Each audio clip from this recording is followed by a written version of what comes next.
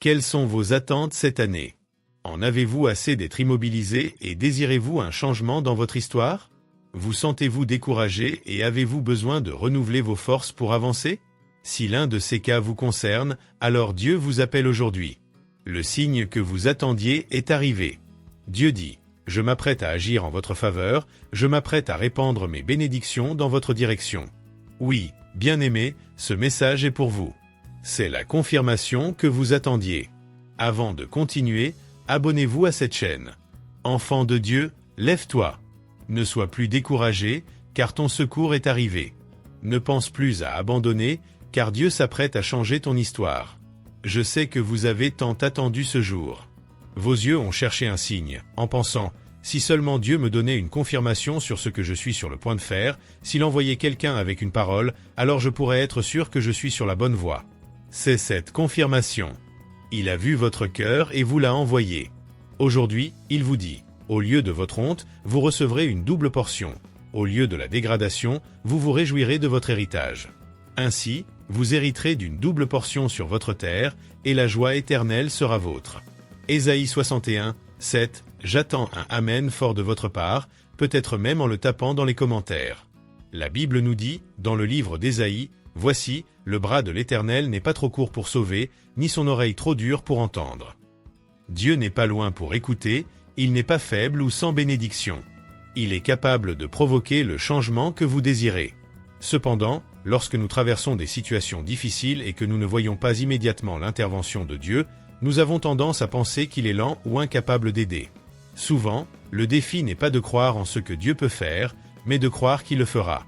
Nous savons ce que Dieu peut faire, mais pour diverses raisons, il nous est difficile de croire qu'il fera de grandes choses pour nous ou qu'il répondra à nos prières. Il est triste que beaucoup aient une connaissance théorique de Dieu, qu'ils puissent citer les Écritures, mais qu'il ait du mal à croire en ces mêmes Écritures lorsqu'ils traversent des périodes difficiles. Une des raisons pour lesquelles nous nous sentons parfois incertains quant à la volonté de Dieu d'intervenir dans nos situations est parce que nous nous sentons indignes. Je comprends ce sentiment de se demander, est-ce qu'il va même regarder dans ma direction? Ce pauvre pécheur ne mérite même pas l'attention du Dieu Tout-Puissant. Je suis sûr qu'il a des cas plus importants à traiter. Quand nous commençons à nous sentir ainsi, l'ennemi n'est pas loin. Certains croyants pensent que c'est de l'humilité devant Dieu, mais c'est en réalité du doute, pas de l'humilité. Ces schémas de pensée ne sont pas alignés sur la personnalité aimante de Dieu. C'est ce qui est arrivé à Zacharie, le père de Jean-Baptiste. En tant que prêtre, il en savait beaucoup sur ce que Dieu pouvait faire, mais pour une raison quelconque, il ne croyait pas que Dieu viendrait le visiter, lui et sa femme Élisabeth. Vous connaissez son histoire. Il resta muet jusqu'à la naissance de Jean-Baptiste. Bien-aimé, croyez-vous que Dieu vous aime? Si oui, alors vous pouvez être sûr qu'il est intéressé à changer les choses pour votre bien. L'un des plus grands avantages de croire en Jésus-Christ est que, peu importe votre passé, son sang vous a racheté pour une nouvelle lignée. Et devinez quoi, cette lignée est bénie, sans registre de vos péchés passés. Quand Dieu appela le père Abraham, il le bénit, disant en Genèse 12, 2-3, « Je ferai de toi une grande nation, et je te bénirai. Je rendrai ton nom grand, et tu seras une bénédiction. Je bénirai ceux qui te béniront et je maudirai ceux qui te maudiront, et par toi seront bénies toutes les familles de la terre. » Nous sommes tous devenus une partie de cette lignée en croyant en Jésus-Christ. Maintenant, vous avez le droit d'expérimenter cette bénédiction dans votre vie. Cependant, tous les enfants de Dieu ne vivent pas cette réalité. Pourquoi? Pourquoi nos vies semblent-elles vides des bénédictions de Dieu, même si sa parole a déclaré que nous sommes bénis? Pourquoi devons-nous faire face au fléau des Égyptiens comme si nous n'avions pas été rachetés? Je me demande pourquoi la Bible dit que le diable rôde comme un lion rugissant, cherchant qui dévorer? Jésus a résumé l'agenda du mal en disant que l'ennemi vient pour voler, tuer et détruire. C'est pourquoi la Bible nous instruit à être vigilants pour ne pas être ignorants de ses ruses. Ce n'est pas pour rien que le diable est appelé l'accusateur des frères. Cet aspect de lui est l'une des raisons pour lesquelles certains croyants ne parviennent pas à vivre dans la réalité des bénédictions de Dieu pour leur vie. Beaucoup pensent qu'il nous accuse seulement dans nos esprits, nous faisant nous sentir indignes et coupables devant Dieu. C'est seulement l'une des façons dont il accuse les enfants de Dieu. Vous vous souvenez de Job? Satan est apparu dans son histoire lorsqu'il l'a accusé devant Dieu. Dans le cas de Job, l'ennemi ne l'a pas fait se sentir indigne. Au contraire, il a tenté de faire croire que Job aimait Dieu seulement à cause des bénédictions qu'il recevait. En d'autres termes, Satan a accusé Job de service hypocrite. Bien-aimé, Satan cherche toujours à vous abaisser devant Dieu. Il vient à vous en cherchant des points et des preuves pour débattre devant Dieu, tout comme il a fait dans le cas de Job. L'ennemi peut saisir une petite erreur dans votre vie et essayer de l'utiliser contre vous aux yeux de Dieu. Il peut utiliser vos faiblesses, les péchés avec lesquels vous luttez encore, et même votre manque d'engagement comme point d'accusation. Mais vous avez un avocat au ciel, Jésus-Christ, le Fils de Dieu. Rappelez-vous aujourd'hui, vous avez de l'espoir. Vous n'avez peut-être pas été le Fils parfait, mais vous êtes toujours un enfant de Dieu.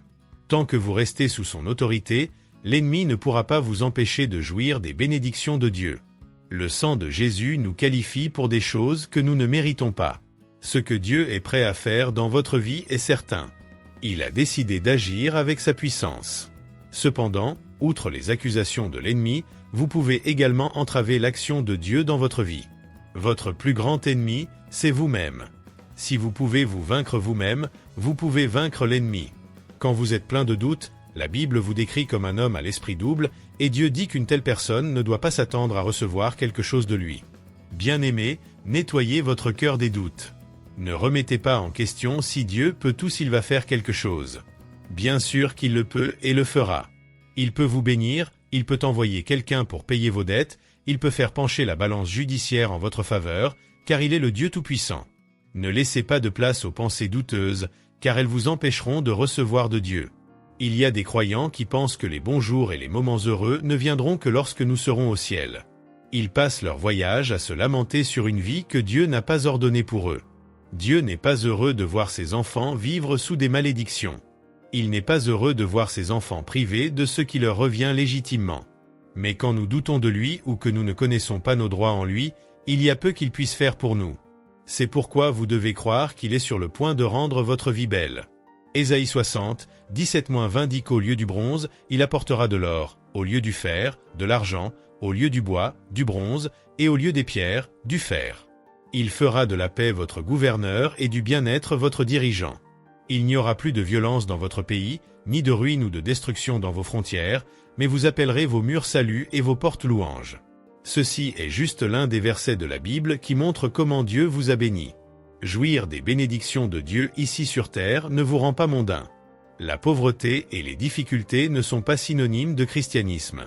Donc, cette voix qui vous dit que profiter de nombreuses bénédictions signifie que vous n'aimez plus Dieu vient de l'ennemi. Jésus a souffert des tempêtes, de la faim, de l'humiliation privée et publique, et bien plus encore pendant son séjour sur terre. Mais ce serait une histoire incomplète si c'était tout ce qu'il avait expérimenté. Parfois, il jouissait de la provision surnaturelle, de la faveur, des miracles et bien plus encore. Donc, si les choses tournent mal pendant un certain temps, attendez-vous également à de glorieuses bénédictions à la fin. Pensez à Joseph en Égypte. Il a souffert pendant un certain temps comme esclave et prisonnier, mais ensuite Dieu l'a élevé et a transformé sa vie. Votre vie n'est pas une exception, bien-aimé. Si Dieu a pu le faire pour ces personnes, il peut aussi le faire dans votre vie. Même lorsque vous vous sentez impuissant et sans espoir, sachez que Dieu peut changer les choses maintenant. Il est l'inchangeable qui change la situation des hommes. Même si la porte s'est fermée et que vous ne voyez pas de solution, Dieu fera un chemin parce qu'il est celui qui ouvre des chemins. Vous vous demandez peut-être sur le timing de sa visite. Il dit que le moment est maintenant. Si vous croyez simplement, il transformera votre deuil en danse. Ne dites plus que rien de bon ne peut sortir de votre vie. Même si vous avez été trahi, abusé et rejeté, Dieu peut encore créer un merveilleux miracle à partir de votre chaos. Dieu est un expert pour prendre les choses folles du monde, les transformer et les utiliser pour confondre les sages. Sa sagesse est de choisir des gens sans attrait et de transformer leur vie. Qui aurait pensé que le charpentier deviendrait le sauveur du monde? Qui aurait pensé que le jeune Joseph serait celui que Dieu utiliserait pour préserver la famille? Qui aurait pensé que Moïse, le bègue, deviendrait le libérateur du peuple de Dieu? Personne ne s'y attendait. De la même manière, Dieu entre dans votre situation et transforme tout pour votre bien.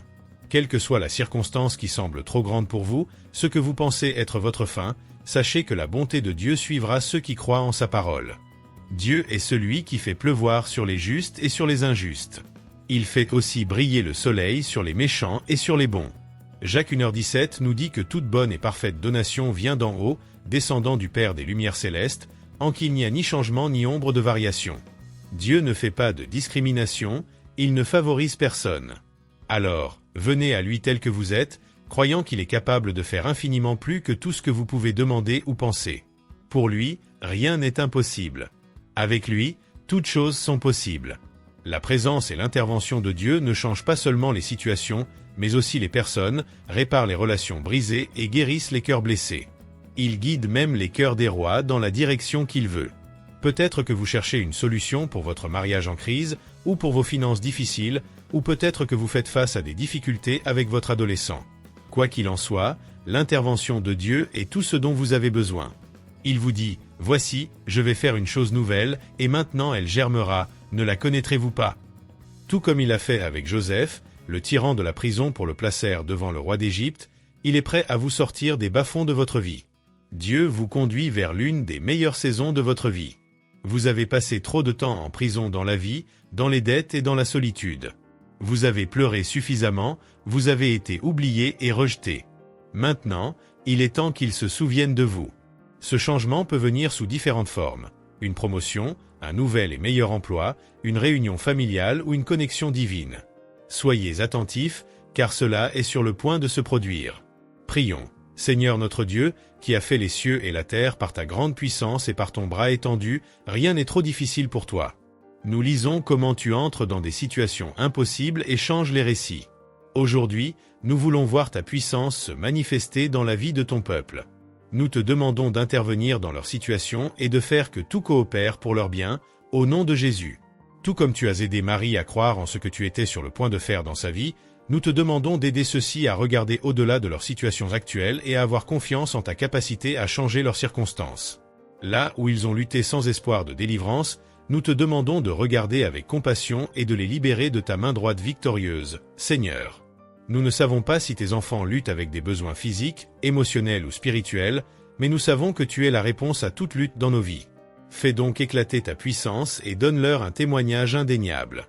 Tout comme tu as élevé David d'un simple berger à devenir roi d'Israël, nous te demandons de lever tout ceci des endroits où ils se trouvent maintenant vers où tu veux les mener, au nom de Jésus.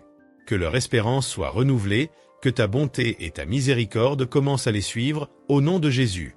Quand les hommes verront leur vie et les résultats qu'elles produiront, ils donneront gloire à ton nom. Notre désir est que tu les libères du pouvoir de la culpabilité et de la honte. Nous demandons que le sang de l'agneau les purifie et les maintienne immaculés, frustrant ainsi l'agenda de l'ennemi dans leur vie, au nom de Jésus. Que ton intervention ne se limite pas à un seul aspect de leur vie, mais que lorsque tu touches l'un, tu touches tous ceux qui marchent avec toi. Nous prions pour un changement, nous demandons la guérison et l'unité dans leur famille et leurs relations, au nom de Jésus. Nous demandons la promotion et la croissance inhabituelle dans leur carrière et leurs affaires, la stabilité et l'augmentation, au nom de Jésus. Nous demandons un esprit saint, un corps saint et une âme prospère, au nom de Jésus. Merci, Père Céleste. Au nom de Jésus, nous prions. Amen. Si cette vidéo vous a béni, n'hésitez pas à aimer, commenter et partager avec vos amis. Cela nous encourage à en faire plus. Merci et que Dieu vous bénisse. Dans ce voyage de réflexion sur la présence et la puissance de Dieu dans nos vies, il est essentiel de se rappeler qu'il est toujours prêt à nous surprendre. Comme nous l'avons vu dans les histoires de personnages bibliques tels que Joseph, Marie et tant d'autres, Dieu transforme non seulement les circonstances, mais aussi les cœurs. Il est le Dieu qui rend toutes choses nouvelles, qui ouvre des chemins là où il semble n'y avoir aucune issue et qui restaure ce qui a été perdu. Si vous ressentez le poids des difficultés ou l'incertitude de l'avenir, sachez que Dieu est à vos côtés. Il connaît vos luttes et aspire à vous montrer son amour inconditionnel. Peu importe à quelle distance vous pourriez vous être éloigné, l'invitation de Dieu à une relation intime et transformante est toujours ouverte. Il ne regarde pas votre passé avec jugement, mais avec grâce et miséricorde. La parole nous enseigne que Dieu est amour, et il a démontré cet amour de manière suprême en envoyant son unique Fils, Jésus-Christ, pour mourir pour nous. En Jean 3h16, nous lisons « Car Dieu a tant aimé le monde qu'il a donné son Fils unique, afin que quiconque croit en lui ne périsse pas, mais qu'il ait la vie éternelle. » C'est le cœur de l'Évangile, le message central de la foi chrétienne. Que par Jésus, nous pouvons trouver le pardon, la paix et une vie transformée. En considérant le sacrifice de Jésus sur la croix, Nous sommes confrontés à l'amour profond de Dieu pour chacun de nous. Il ne nous offre pas seulement le salut, mais aussi une nouvelle vie pleine de but et d'espoir. Si vous n'avez pas encore franchi cette étape de foi, je vous invite à considérer la merveille de l'amour de Dieu pour vous. Il est prêt à vous accueillir à bras ouverts, peu importe qui vous êtes ou ce que vous avez fait. Permettez à ce moment d'être un tournant dans votre voyage spirituel. Ouvrez votre cœur à Jésus-Christ, acceptez son pardon et commencez une nouvelle vie en communion avec lui. Il n'y a pas de décision plus importante que celle qui affecte l'éternité de votre âme. Laissez l'amour de Dieu transformer votre vie aujourd'hui. Sur la chaîne Rencontre divine avec Dieu, nous nous engageons à partager des messages d'espoir, de foi et de transformation basés sur la parole de Dieu. Si ce contenu résonne en vous et qu'il a été une source d'inspiration, nous vous invitons à vous abonner à la chaîne, afin de ne manquer aucune mise à jour. Chaque abonnement et chaque like soutiennent notre ministère et nous encouragent à continuer de répandre le message de l'Évangile. Joignez-vous à nous dans ce voyage de découverte spirituelle. Que la paix et la grâce de notre Seigneur Jésus-Christ soient avec vous toujours. Chers amis, au milieu des incertitudes de la vie, il y a une vérité qui reste inébranlable, l'amour de Dieu pour vous. Il a tant aimé le monde qu'il a donné son Fils unique, Jésus-Christ, afin que quiconque croit en lui ne périsse pas, mais qu'il ait la vie éternelle. Jean 3h16. Ces paroles ne sont pas seulement un verset de la Bible, mais l'expression ultime de l'amour divin pour chaque personne dans ce monde. Imaginez un instant le sacrifice suprême qui a été fait pour vous. Jésus-Christ est venu dans le monde non pas pour condamner, mais pour sauver. Il offre un pardon complet et une nouvelle vie en communion avec lui. Il n'y a aucun péché si grand que l'amour de Dieu ne puisse pardonner, ni aucune blessure si profonde qu'il ne puisse guérir. Il attend avec impatience votre arrivée, les bras ouverts, prêt à vous accueillir dans son amour. Accepter Jésus comme votre sauveur personnel n'est pas seulement une décision, mais une transformation de vie. C'est reconnaître que nous sommes aimés inconditionnellement et que nous avons un but éternel en Dieu. Si vous n'avez pas encore fait ce choix, aujourd'hui est le jour d'ouvrir votre cœur à lui. Faites un pas de foi, croyez en l'amour de Dieu et vivez l'abondance de vie qu'il a promise. Prions ensemble. Cher Dieu, nous reconnaissons ton amour inconditionnel et le sacrifice de Jésus-Christ sur la croix pour nous. Pardonne nos péchés et entre dans nos vies. Nous voulons vivre pour toi et suivre tes voies. Merci de nous aimer autant. Au nom de Jésus, Amen. Que la paix de Christ, qui surpasse toute intelligence, garde votre cœur et votre esprit alors que vous considérez ce message d'espoir et de salut. Que l'amour de Dieu continue de transformer votre vie et de guider vos pas chaque jour.